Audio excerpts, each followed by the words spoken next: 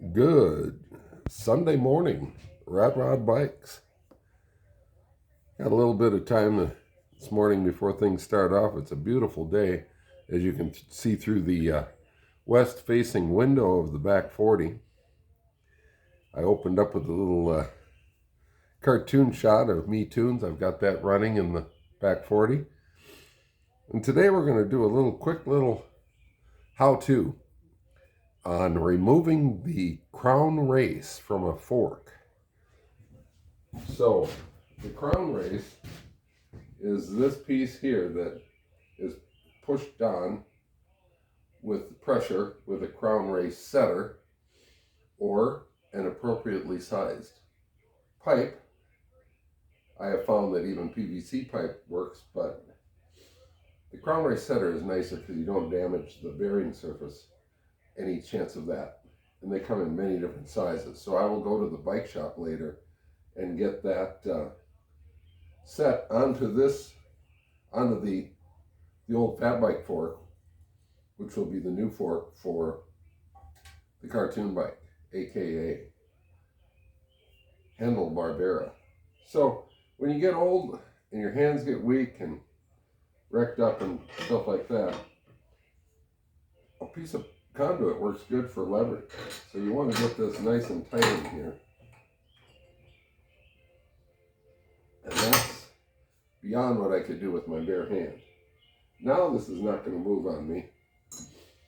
The next thing that works really good, I highly recommend, are these Park Tool headset wrenches. They come in different sizes. I have two different ones here.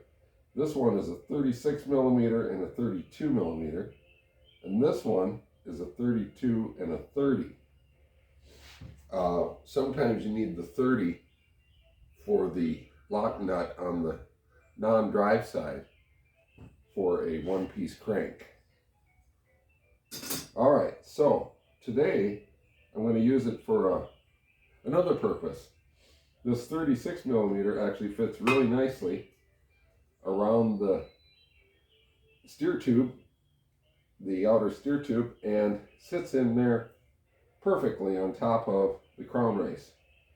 And then I'm going to use my little hand 8-pound maul and just gently tap back and forth.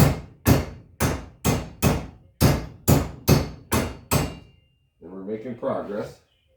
I'm going to change my angle a little bit here. Get a little bit of the backside going.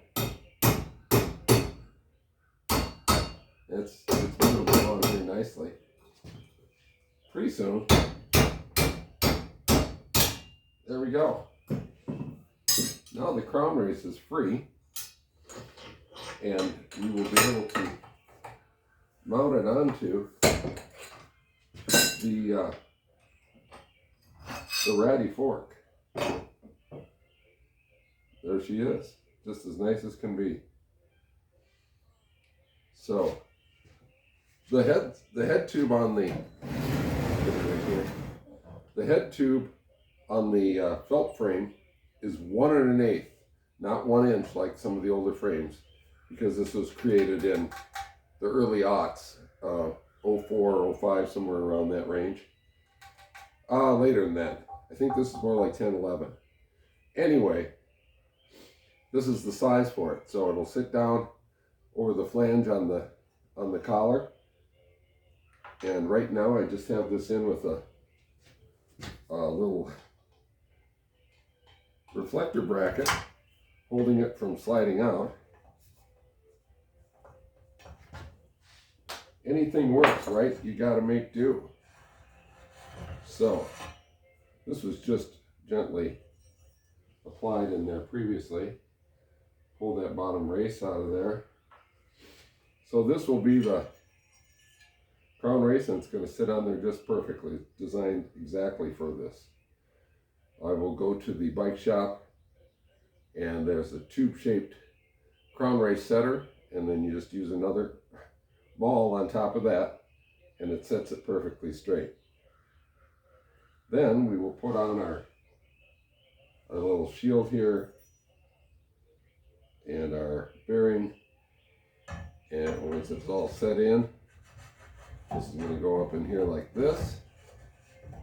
Bam. Beautiful, baby. All right, then we have our other apparatus here. Now, we won't be using this because the original fork is a threaded fork where you thread on the top nut and it holds the fork in place. This is a threadless fork, so I will be cutting this and inserting what's called a, I know I was going to forget it, the nut that goes in there. It's a flange nut. You actually screw the top cap of the stem into, which pressurizes it. Then you do a slide-on clamp stem, a threadless stem, which I have plenty of. Those are proprietary on modern mountain bikes as of probably 1990, 91. All right. Anyway, that's just a little bit of a how-to. You get your day started.